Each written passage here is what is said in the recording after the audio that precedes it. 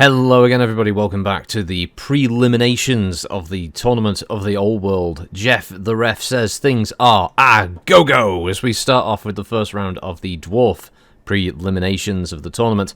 On one side we have Thorgrim, Grudgebearer, the High King of the Dwarves, versus Thorek Ironbrow, the Expeditionary Leader. Thorgrim's force is bringing himself, obviously, in his finest dining chair, alongside a Thane. To his left and right, we've got a Longbeards with great weapons, a fearsome Iron Drakes, Dwarf Warriors, a group of miners, just because, some Quarrelers, Bugman's Rangers, another unit of Quarrelers with great weapons, a Bolt Thrower, another Dwarf Warrior unit, and a Longbeards. A very, very well-balanced frontline force there for Thorgrim. Across from him is the slightly smaller but no less deadly force of Thorek Ironbrow, with a Dwarf Warriors with great weapons, Dwarf Warriors, a Thane as well, another unit of Iron Drakes, Longbeards with great weapons, Quarrelers, Thorek himself, a Gyro Bomber, which would be interesting to see how that works, a Rangers with great weapons, and a Standard Rangers unit. Smaller, but he's used his funds smartly, as we get this battle going, to give his troops a little bit more experience as we go along. Obviously, Thorgrim is the attacker in this scenario, but Thorek, who has smaller forces, is also on the offensive, and being these are dwarves, it's going to take them a little longer to get over to the fight, being they've got those little legs, and it's already starting to build up some casualties there, as the Longbeards of great weapons on Thorek's force have been hit by those ballistas over there, far back, the Bolt Throwers as they're called, for the dwarf forces. Of course, minor casualties at the moment. Really, we're going to be looking at the Iron Drakes to do any real solid damage in the early stage as the Gyro Bomber lets loose of its cannon. Obviously, that's also equipped with a number of giant bombs hanging underneath it, as we get a wider angle of the battle. And there's the Iron Drakes just chewing through. You can see those Longbeards, the numbers are dropping. You see the health bar overall at the top. It's less than half in a single burst of fire. And the bombs from the Gyro Bomber, leveling them. And there's the rest of the fire. And that's it. They've already broken. That is a horrendous initial volley there. Now, we are seeing a bit of a scrum going over here on the right, the other side of the Skull Rock. And Thorgrim's own Iron Drakes are in the middle of that, so that's not a good position for his Iron Drakes. Not really sure what Thorgrim is doing with this one, but on the other hand, his Bolt Throwers and his Bugman's Rangers are going to be throwing bolts by the ton. Well, not for long with those Longbeards. Oh! Bugman's Rangers getting absolutely sizzled there. The smell of burning beard hair is rank across the battlefield. It's too much to bear. The Iron Drakes are really proving their worth here. A solid, elite, and extremely deadly force in their own right.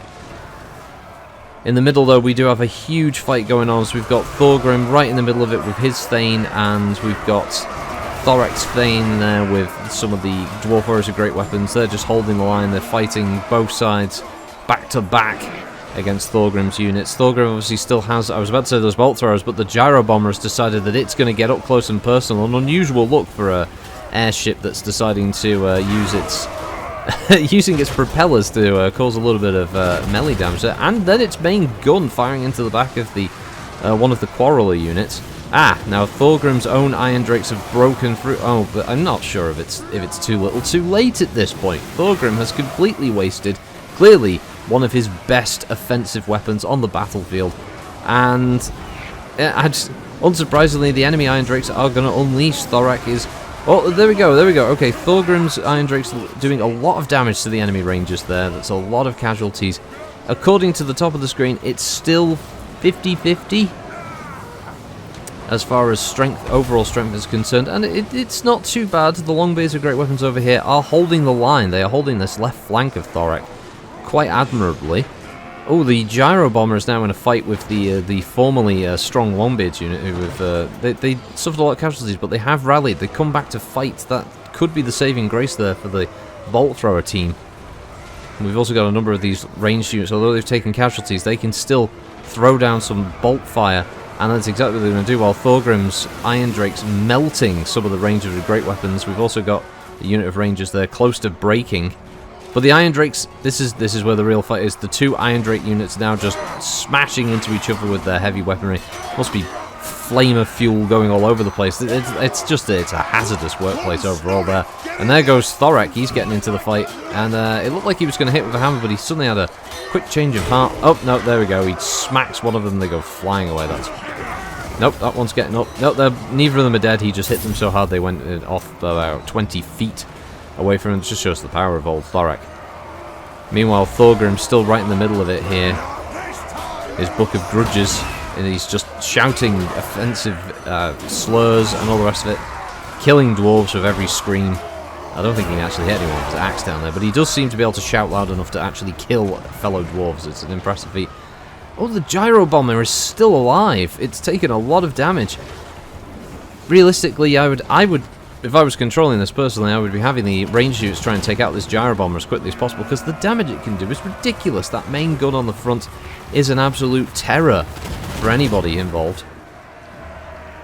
And the left flank is amazingly still being held. The Longbeards are great weapons at fighting dwarf warriors and a miners unit, and it's managed to hold out despite the fact that it's had, well, it's down to 3-2, possibly about to be destroyed with one last great Longbeard that it's finally killed. But admirable job by those Longbeards, I would say. Possible linchpin of the entire battle, because if those infantry units had managed to come round, all of Thorek's ranged units would have been in trouble. They would have had dwarves with axes and shields bearing down on them, but because of that, they've managed to hold out, and it looks like things might be starting to turn in the favour.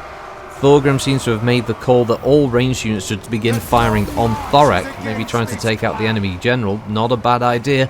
Does cause a lot of morale penalties when they lose their leader. The central battle is still ongoing. The enemy Thane is putting up a pretty good fight against Thorgrim, but Thorgrim's two melee infantry units of dwarf warriors and longbeards still fighting their way through the dwarf warriors with great weapons. It's bowling shoe ugly, to quote someone else, a famous commentator from wrestling. It's just brutal. The amount of like Gromril armor and iron and steel and beards on the floor is, you can make a mattress out of them, the amount of them that are down. There are just so many bodies piled up. Thorgrim's Iron Drake's also firing on Thorek, I guess trying to ignite his beard hair. It's not a bad idea. A dwarf with his facial hair on fire is immediately taken out of any conflict. Meanwhile, the Iron Drakes, both Iron Drakes units once again getting involved in the melee, but it looks like, no, smartly, the enemy Iron Drakes are lining up a shot. Where are they going to fire? Let's follow along with this one. Seems like they might be angling for a shot there into the scrum in the middle. Oh, here we go, and...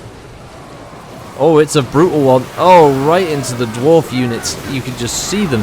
Oh, they're just dropping, but like flies. Although it looks like the Thane may have taken some hits there. Iron Drakes, unfortunately, are not very good at reducing friendly casualties, but sometimes when desperation kicks in, you're just going to call it, and that is unsurprisingly deadly volley of flames there. Once again, the gyro bomber continuing to pelt enemy troops there as the dwarf warriors down to 23 now, on the brink of collapse. Morale's shattered. It looks like Thorgrim is also about to drop out of this fight. If he isn't about to get downed himself, he is fighting Thorek and some dwarf warriors on his own. Well, I say on his own. He's got his four little minions to carry him around. But it looks like he's had enough of this. He's off. The battle's lost as far as he's concerned. Looking like we. Yeah, it definitely looks like there were more rangers on Thorek's side burnt to a crisp there than enemy Iron Drakes. I may want to have a chat with them after the battle about the amount of friendly fire, but I don't know. Jeff's having a look around here, and I would say that Jeff's going to call this match in a matter of seconds. There really isn't much left. Thorgrim's getting a nice little bath there in fire just to make sure he's nice and warm as he heads off to the sidelines. No, we do have a partially rallied bolt thrower team. They've decided that they're going to be the ones to really turn this battle in the favour of Thorgrim Grudgebearer. They're the ones who are going to make a difference. They're charging headlong at Thorek, but they don't see the fire coming in, and they are all melted on the spot. Death, chaos, destruction. I'm surprised any of them are still alive after that, but don't worry, they're also going to get hexed at the same time by Thorek. Ruined of slowness. That's just a war crime. Oh, more of them dying on the way out. Jeff's got to call this. There's nothing left of Thorgrim's forces, even if they were to rally. There honestly isn't much left here. The gyro bomber is just hunting down the odd dwarf that it can find, the remainder of the Bugman's ranger units. And we'll look at it. It's a Pyrrhic victory, I would say. Thorek has taken a lot of casualties as well. It was a very even fight for quite a while, but there are a lot of dead dwarves all around this battlefield. And there it is. He's called it. A valiant defeat there for Thorgrim, Grudgebearer. Thorek goes through to round 2. If you've been enjoying the Tournament of the Old World, I hope you stick with us as we'll be getting over to round 2 pretty soon. Until then, see you next time, everybody. Have a good one.